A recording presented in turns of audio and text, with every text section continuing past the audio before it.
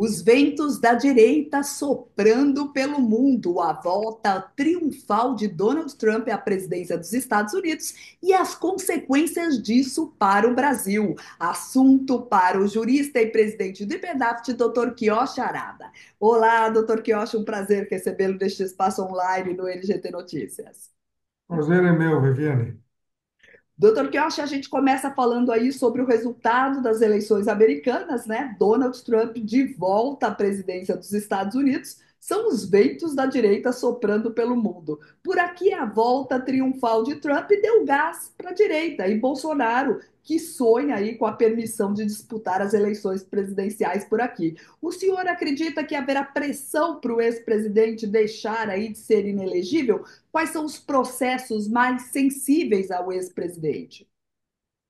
Eu acho que a pressão vai aumentar, né? Porque o governo Lula sempre perseguiu o Bolsonaro e seus seguidores.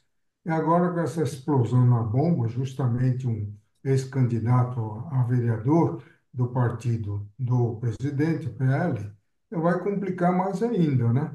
E vão fazer uma ligação direta com 8 de janeiro, cujo inquérito está em mãos do ministro Alexandre de Moraes e que é o ponto mais sensível digamos, da perseguição, é exatamente a apuração do envolvimento dele naquele episódio de 8 de janeiro. E lembrando aí o episódio da explosão da bomba na Praça dos Três Poderes, por enquanto se fala em um lobo solitário, mas ele tinha a intenção de se explodir dentro do Supremo Tribunal Federal. Essa ação, essa investigação cabe agora ao ministro Alexandre de Moraes, que já faz aí todo o acompanhamento sobre os episódios de 8 de janeiro, né? Mas o senhor acredita que essa vitória aí do Trump trouxe de volta um pouco esse discurso de ódio por aqui? A vitória do Trump realmente melhorou, em parte, para o presidente Bolsonaro. Trump está com tudo na mão, ele está com o Congresso na mão, porque acabou conquistando maioria também na Câmara, né? Depois de conquistar o Senado. Então, ele pode fazer de tudo. E mais ainda, ele vai nomear como ministro de Assuntos Estratégicos, né? No governo, justamente o Elon Musk, né? Que é o inimigo mortal do Alexandre de Moraes, né? Então, o Bolsonaro, neste particular, ele está em boas mãos, né? Doutor Quiochi, mas a gente viu, né, como o senhor citou a explosão, o episódio da explosão da bomba na Praça dos Três Poderes, a gente viu aí que toda a direita se movimentou para tentar apaziguar a situação, dizendo aí, classificando o episódio como um lobo solitário. O próprio ex-presidente Bolsonaro foi às redes sociais hoje pedindo paz.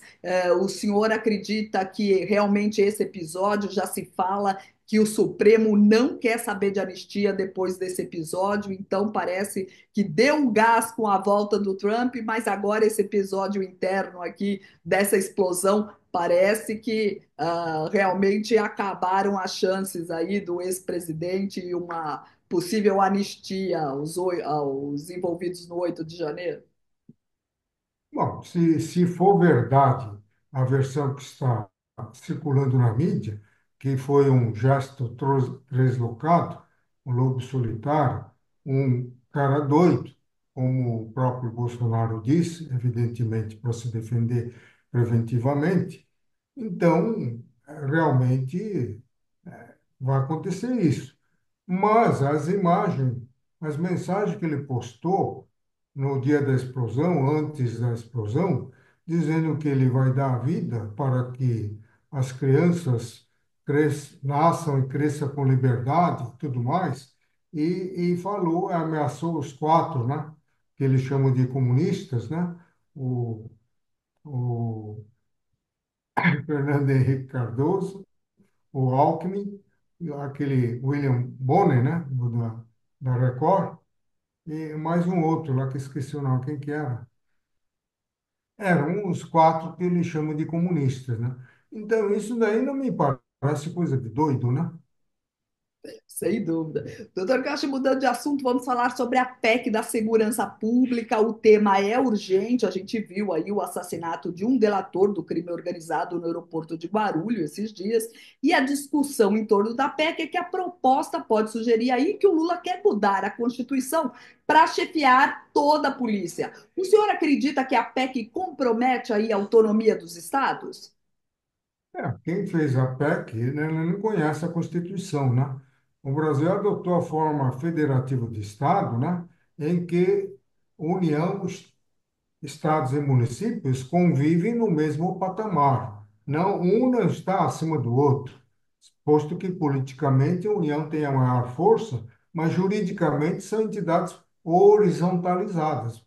Então, o artigo 144 da Constituição Federal define claramente as atribuições de cada polícia. A Polícia Federal fica com a Polícia de Fronteira, polícia quando há danos à União, combate a entorpecente, não é? Combate a crimes que extrapolam a fronteira de um Estado ou um crime internacional. Então, aí está o papel da Polícia Federal. Não é? Agora, a Polícia Estadual, a civil, ele é uma polícia científica, uma polícia judiciária para investigar os crimes. E a polícia militar é uma polícia ostensiva para a garantia da ordem pública. E o Corpo de Bombeiro Militar Estadual, ele faz o papel de atuação na defesa civil. Então, isso daí não pode ficar concentrado na mão da União. Teve a discussão aí, chamaram todos os governadores para discutir o tema tão urgente aí, que é o combate ao crime organizado, mas a PEC da segurança tem muitos problemas aí. Não deve passar, doutor Quiocho, o senhor acredita? Bom, a reforma tributária passou, quebrando todos os princípios federativos, tá? Independência, harmonia dos poderes, independência, autonomia dos entes federados. Se for nessa mesma linha, né, principalmente se regado com recursos da emenda parlamentar, que por enquanto ainda estão de pé, né, tudo é possível, né? Mas, se passar, vai quebrar novamente o princípio federativo. Doutor Pioche, falar sobre a novela do corte nos gastos, né? A guerra entre a Haddad e os ministros de áreas sociais, que não querem cortes nos programas mais sensíveis aí à imagem do presidente Lula, né? Enquanto isso, o mercado se comporta mal com a disparada do dólar. Lula chamou de gana especulativa do mercado e afirmou que a população mais necessitada não deve ser punida com corte de gastos. Qual a dificuldade do governo Lula de cumprir a meta do arcabouço fiscal que ele próprio criou, doutor Quioche? Esse negócio de corte de despesa é coisa para boi dormir. Ou melhor ainda, é algo para esconder o gasto desenfreado. Toda vez que se fala em corte de gastos, aumenta-se a despesa, entendeu? E, eles vão inventando um instrumento atrás do outro para tentar justificar a despesa descontrolada. O governo também inventou lá o teto de gastos, né? Congelou as despesas do governo por 20 anos. Até uma criancinha sabe que no mundo que cresce a cada dia isso não é possível. Aí depois veio o, o Lula inventou aí nova âncora fiscal, né? Também não deu certo. E agora está inventando aí corte de despesas. Só que os fatos desmentem. Ele direcionou a atuação do BNDES, que é uma agência oficial de fomento, destinado a dar subsídios ao setor comercial, industrial e de serviços. Obteve um lucro fabuloso, inédito, de 19 bilhões, dos quais metade vai para os cofres da União para custear as despesas. Então, onde que está o corte de gasto? Ele está comendo um dinheiro destinado a financiamento no setor produtivo, principalmente da indústria, porque ele fala tanto em reindustrialização do país, como se o governo anterior tivesse quebrado as indústrias.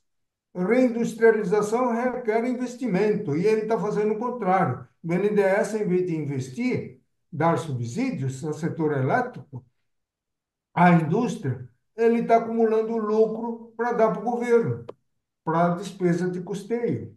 Isso é contraditório.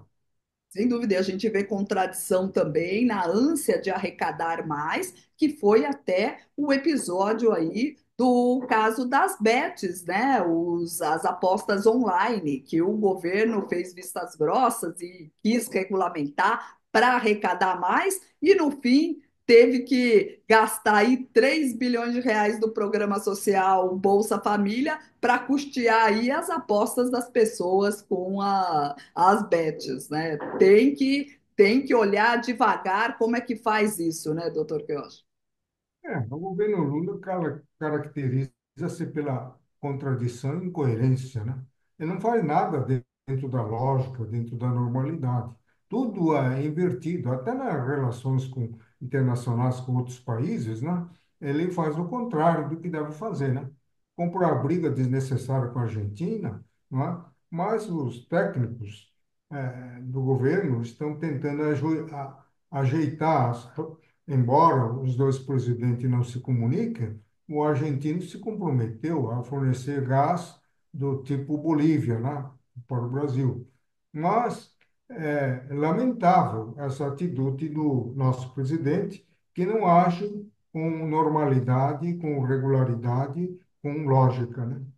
Doutor Caucho, o senhor citou aí um exemplo forte, a Argentina, e a gente ainda falando sobre as consequências das eleições presidenciais nos Estados Unidos, a gente vê que o Trump vai ter complicações aqui de negociar com o Brasil de Lula e provavelmente a Argentina de Milei deve ser aí, deve despontar na América do Sul como o país, o país de negociações aí com os Estados Unidos, uma perda grande para o Brasil, não é? Sim, os Estados Unidos, que é a maior economia do mundo, né, é, deveria manter boas relações com o Brasil, o que não está acontecendo graças à ação do nosso presidente, né? Isso é muito ruim, porque a economia dos Estados Unidos, quer queira, quer não, vai influenciar diretamente na economia brasileira, né? Doutor Kelch, a gente viu aí nas redes sociais um assunto, a escala 6 por um despontar aí como uma pauta da esquerda que vinha enfraquecida depois do resultado das eleições municipais, né? O senhor acha qual é o impacto, qual será o impacto para o comércio em geral, doutor Quioche, com a aprovação de um projeto como a escala 6 por um? Essa foi uma PEC daquela deputada Érica, né? É, uma proposta que, na verdade, está visando outro objetivo, né? A escala 6 por um não precisava de uma PEC. Bastaria